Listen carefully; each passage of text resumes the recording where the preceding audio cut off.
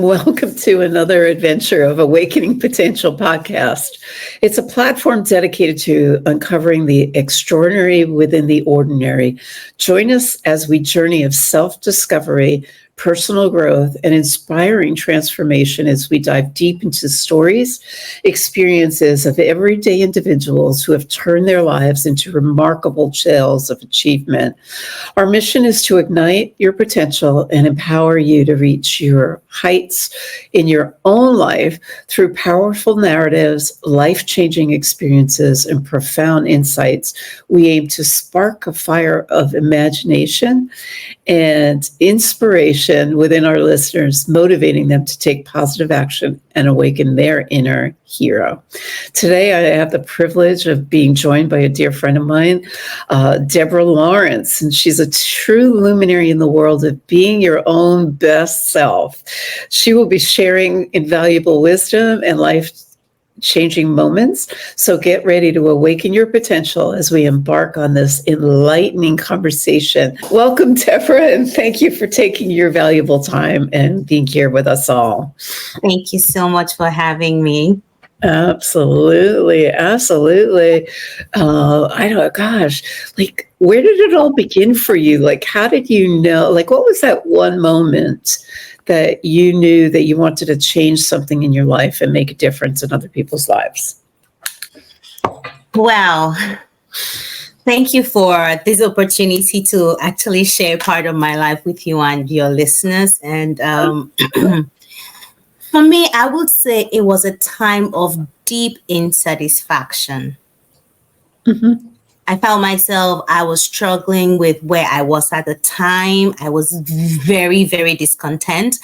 I was seeking for much more in my personal life, especially with regards to my career and my relationship. Mm-hmm.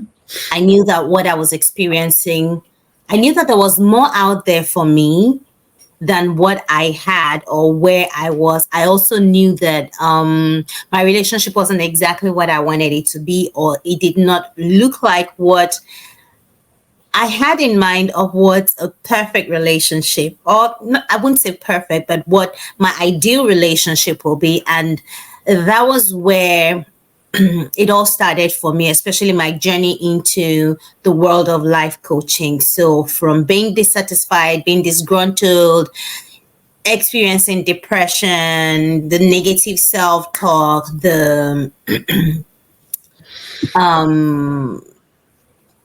it was a huge struggle. I was in a dark place. Let me use the word dark place. I know a lot of people talk about dark place, and dark for people look different, but for me, I was in a very dark place, and that had affected my self-esteem, my sense of self-worth. So this little girl, or this girl who was always full of light, who was always, happy, who could use her voice anytime, anywhere, had lost all of that and was beginning to question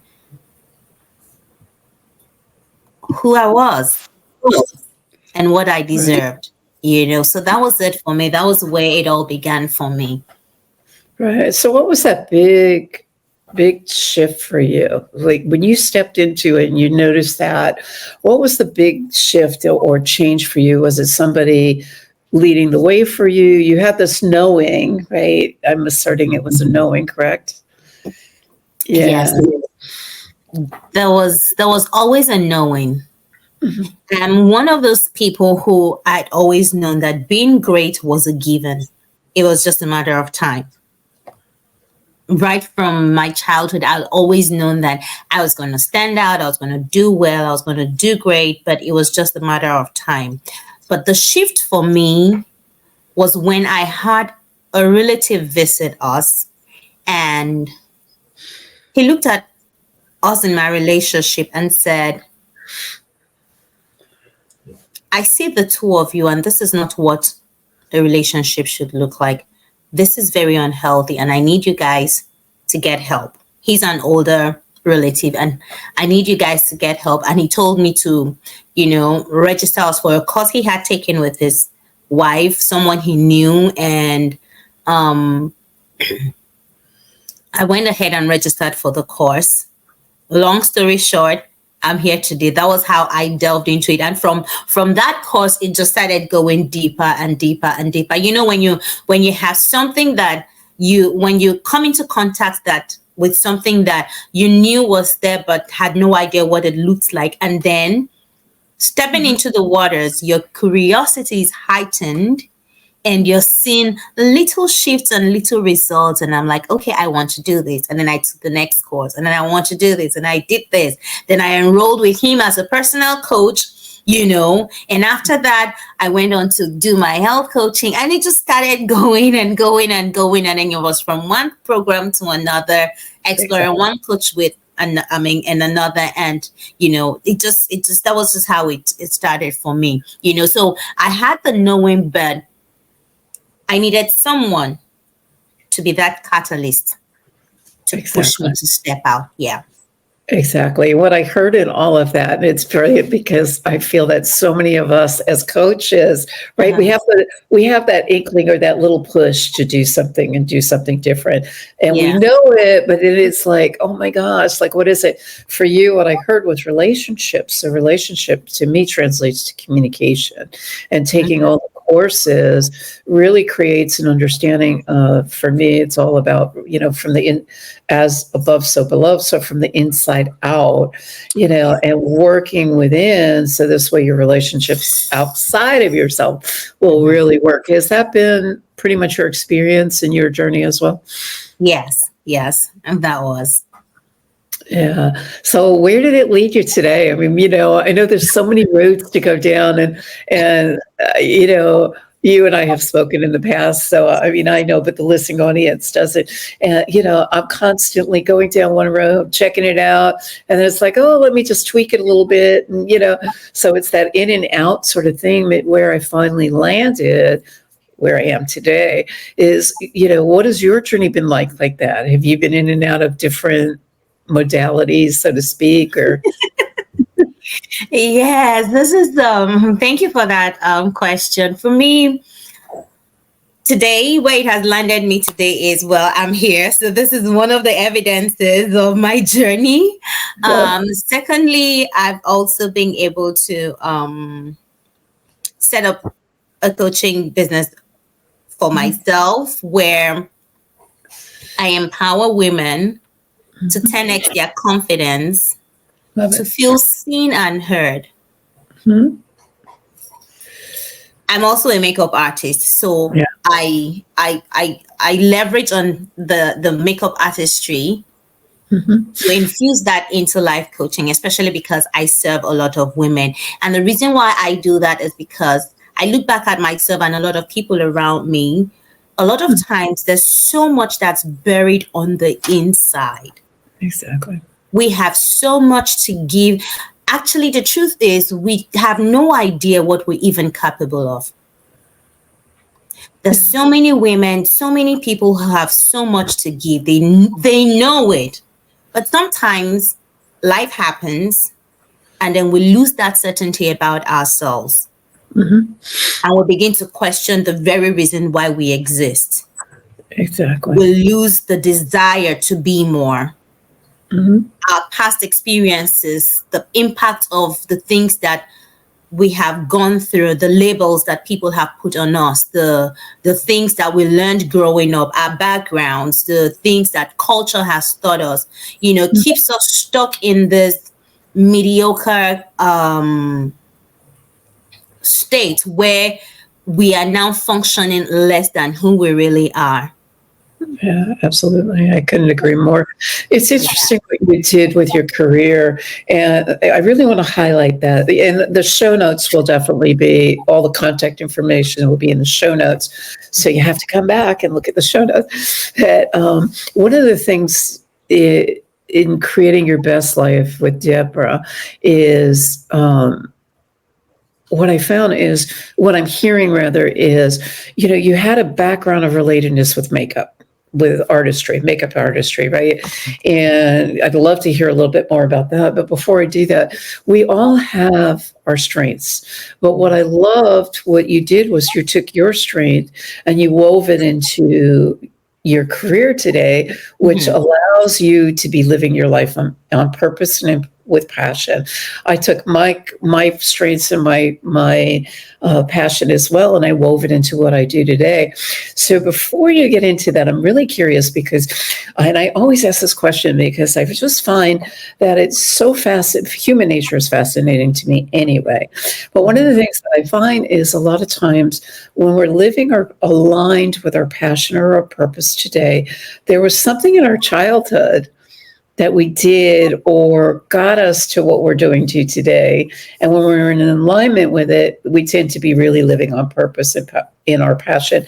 Was make artistry or anything like that part of your growing up?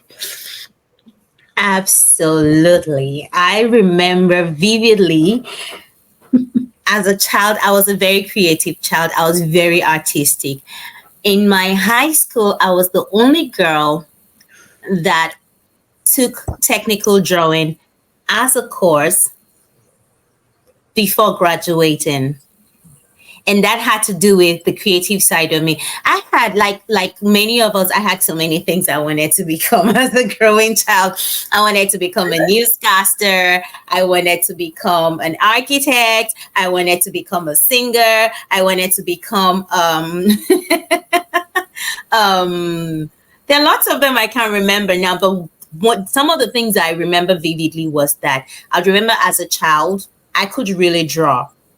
Mm-hmm. I would sit in front of my father's car. It was a Passat back in the days, and I would draw the car. Anything I saw, I wanted to draw. And I'll give you something very, very close. If I showed you a picture that I drew, you're not trying to figure out what it is.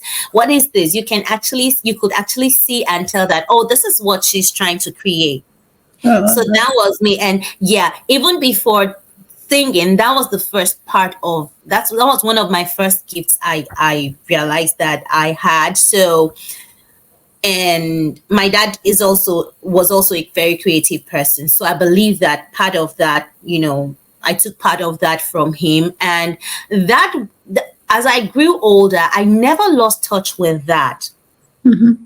Until when I got into university, and then I pivoted and studied sociology, which in the grand scheme of things was leading me to this place today, because that was about studying human behavior, right? But the artistic part of me, I had always been there. I won an award in school one of those times as the best female artist in my secondary school. Yes.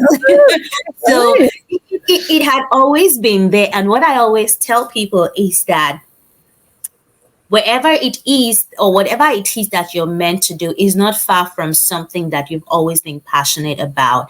And I'm a woman of faith, and I'll talk about my faith. And one of the things I tell people is God gives us gifts for reasons. Mm-hmm. And your miracle is usually not far from the gift he has given you. Absolutely. Yeah. Absolutely. And I love that, because really what I heard in that was journalism. You are really doing it, because in a sense, right, as a coach, we're journaling and discovering all the time, right? It's a discovery process. And architecture, right? I want to be an architect as well. This is how I know this. Is you're really building people from the ground up. You're building as if you're building a house. We're taking them through that scenario. And I love the fact that you're using artistry in makeup in particular to really build women's self-esteem and self-worth. And I'd love to hear more about that, because I know, we use things as metaphors. And what a wonderful metaphor, using your artistry and your talents. Tell us more about that, if you would. Like how you apply that. Okay, so with makeup, one of the things I've seen as a makeup artist, I've been a makeup artist for about 20 years. Mm-hmm. And in the course of this 20 years, I've seen the transformation even in the countenance of women from when they sit in my chair before the makeup and after the makeup. It is truly amazing to see how someone comes to sit in your chair and it's just looking like, And then when you're done, they're like, wow. And then you actually see them just like literally adjusting. And then all of a sudden they know that you're gorgeous. And then they're calling their friends. I'm like, hey, look at me. I love that. And then you're like, where are you? I'm going to meet you in so and so place. And as they're going there, they're so excited and they're so excited to the point that they're making more phone calls to see where they can create another opportunity to feel seen, right? And that's because on the outside, that's what we see more. Right, exactly. We see the exterior first before we go deep inside, and that's just the quickest way to just, it's temporary. Makeup is not, it's not about, it's you wearing the makeup. It's you that should be wearing the makeup, not the makeup wearing you. As a makeup artist, that's what I tell people, right?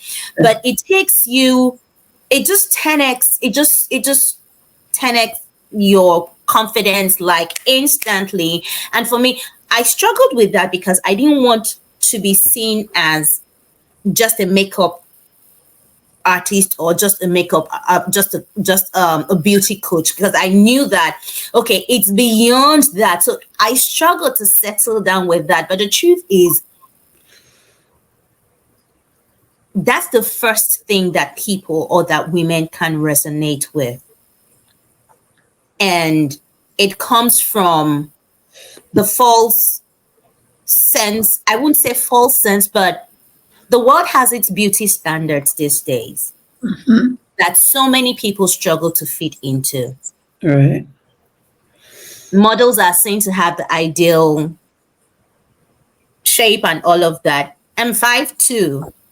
That's enough to make me feel so not confident about myself. I am skinny in this world where people are having the hourglass figure and everybody's behind is so much right now. That's what is trending. If I don't have it, there's a tendency for me to begin to feel less than if I'm not conscious of who I am and my internal worth.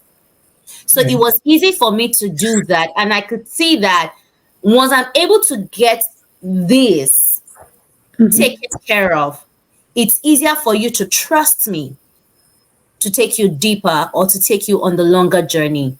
And it's amazing how people are so able to open up to me as they sit in my chair, or as we're having beauty conversations about things, and then you get to hear about their insecurities. Exactly. The deeper issues begin to come to the surface, right?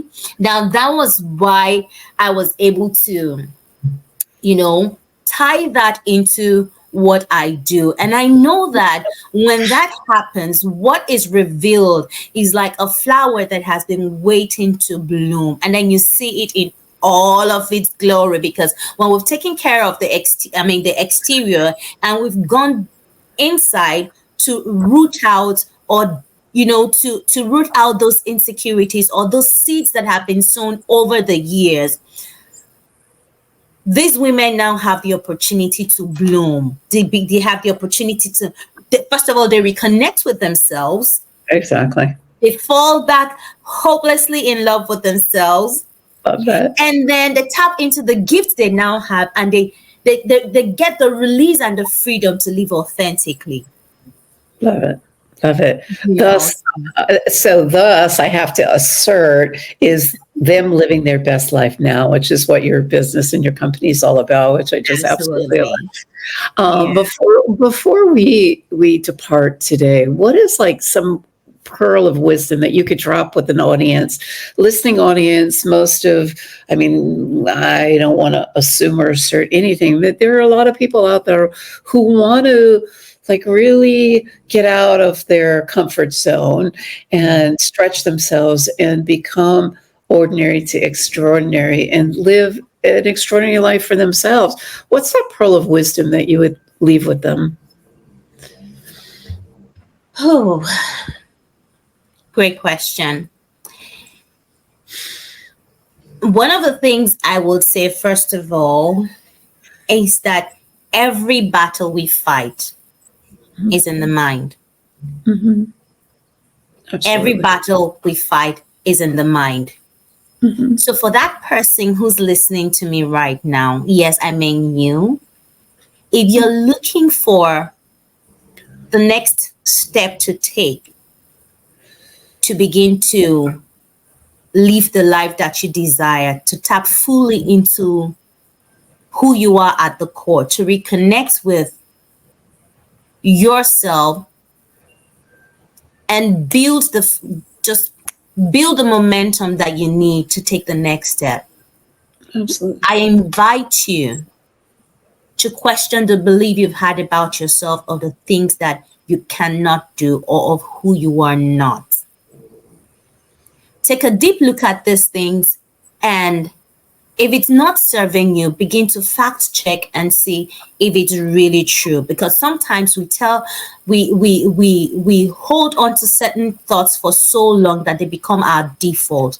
And these are the thoughts that stop us from stepping out. These are the thoughts that stop us from being. I have a coach who calls it the itty bitty shitty committee in our head.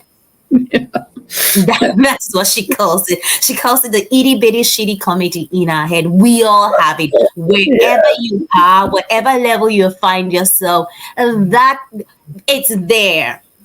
Now, what's important is to identify that particular voice that tells you you cannot, or that tells you you are not worthy of it, or that tells you you do not have the capacity to achieve or to do that.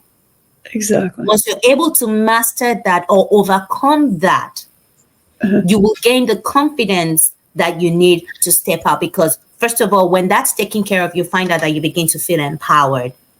Right. I call it silencing the inner critic. It will always be there. Absolutely. You know, be friends with your inner critic. Find out, what is this? Where is this coming from? What is it trying to tell me? Right? And then you now have the power to decide that, okay, you are staying in the back seat of this car today, and I'm going to be in the driver's seat. You will not tell me what to do today. You will not tell me what to do about this. But I am doing this because I know that this is who I am. I know that this is what I can be. And if you struggle with that, I would say listen to things that empower your mind. Listen to things that feed your mind.